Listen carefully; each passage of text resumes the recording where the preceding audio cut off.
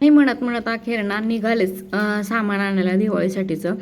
तर आमचं यावेळेस ठरलं होतं की जास्त काही करायचं नाही आहे आणि सामान पण जास्त आणायचं नाही आहे. पण कसं होतं, काही करायचं नाही आपण म्हणतो, पण जसं सण जवळ येईल ना तसं काय होतं मग मुलं वगैरे इतरांचं बघतात, वास येतो काही गोष्टी, तर मग ते मुलांना पण वाटतं की बाबा आपलं कधी मम्मी बनवणार हे ते.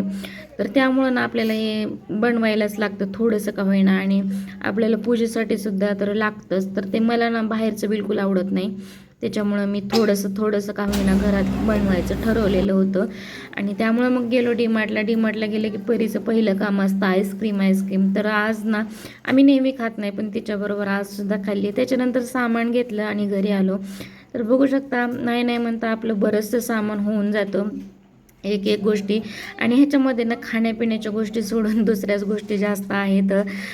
स्प्रे म्हणा, साबणा, पावडरी, नंतर काय ते कपड्याची साबण, भांड्याची साबण, हे ते असं आहे बघा. मार्कर घेतले परीने. तर अशा एक्स्ट्राच्या गोष्टी जास्त होतात खाण्यापिण्याचं साहित्य सोडून.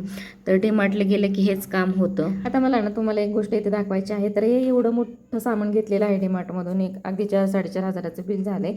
आणि त्याच्यावरती डीमार्टने ना बघा एवढं छोटंसं गिफ्ट दिलं आहे. प्लास्टिकचा डब्बा आहे असा छोटासा. तर हा दिलेला आहे. हे बघा, हे असा डब्बा दिलेला आहे. आणि ना इथे मला तुम्हाला हे दाखवायचं होतं. तर बघा मी ना फक्त जस्ट पाहत होते, मला दिसलं म्हणून.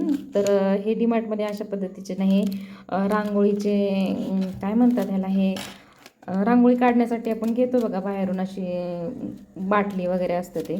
तर त्याच्यामध्ये कलर वगैरे भरून प्रत्येकासाठी हे असं ठेवलेलं होतं. तर मी जस्ट हे पाहत होते काय प्रकार आहे म्हणून.